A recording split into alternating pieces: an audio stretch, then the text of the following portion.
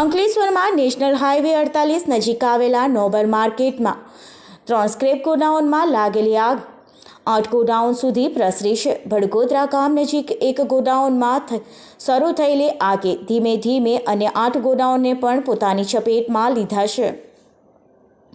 આગને આ ઘટનાને 4 કલાક કરતાં વધુ સમય થઈ ગયો છે અને 10થી વધુ ફાયરની ગાડીઓ આગ પર કાબૂ મેળવવા કામે લાગી છે। ભડકોદરા ગામ નજીક આવેલા આ સ્ક્રેપ ગોડાઉનના ગેરકાયદેસર હોવાનું સામે આવ્યું છે। ભડકોદરાના તલાટી રંજન પટેલે કહ્યું કે આ ગોડાઉનને ગ્રામ પંચાયતે મંજૂરી આપી નથી।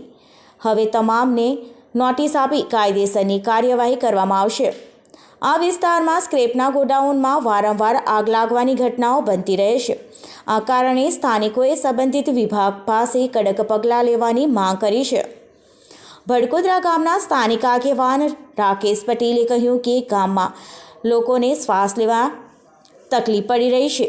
તેમણે તંત્ર પાસે માંગણી કરી છે કે ગામમાં જેટલા પણ ગેરકાયદેસર ગોડાઉન ચાલી રહ્યા છે તે બંધ કરવામાં આવે। આગની જ્વાળાઓ અને ધુમાડાના ગોટે ગોટા દૂર સુધી દેખાઈ રહ્યા છે। નેશનલ હાઈવેની નજીક આગ લાગવાને કારણે વિસ્તારમાં અફરાતફરીનો માહોલ સર્જાયો છે।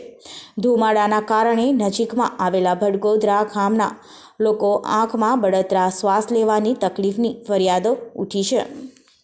આજ રોજ અંકલેશ્વરમાં નોબલ માર્કેટમાં ભંગારના ગોડાઉનમાં અચાનક આગ લાગવાનો બનાવ બન્યો હતો, જેના પગલે ડીપીએમસી ફાયર સ્ટેશનમાં જાણ કરાતા તાત્કાલિક તેમની 3 ગાડીઓ, ત્યારબાદ વધુ જરૂરિયાત જણાતા આસપાસથી પીઆઈ ઇન્ડસ્ટ્રીઝ, પાનોલી, જીઆઈડીસીના ફાયર ટેન્ડર તેમજ ભરૂચ નગરપાલિકા, અંકલેશ્વર નગરપાલિકા અને જીએનએફસીના એમ ટોટલ 9 ફાયર ટેન્ડર ઘટના સ્થળ પર હાલમાં આગની પરિસ્થિતિને કાબૂમાં લેવાનો પ્રયત્ન કરી રહી છે।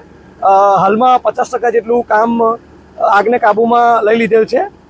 ખૂબ પવન હોવાથી થોડી અમને તકલીફ પડી રહી છે આગને કાબૂમાં લેવામાં, અને ખૂબ જ ભંગારનો પ્લાસ્ટિકનો મટીરિયલ જથ્થો હોવાથી ખૂબ જ ઝડપથી સળગી રહ્યો છે, પરંતુ પરિસ્થિતિ થોડા જ સમયમાં કાબૂમાં લઈ લઈશું।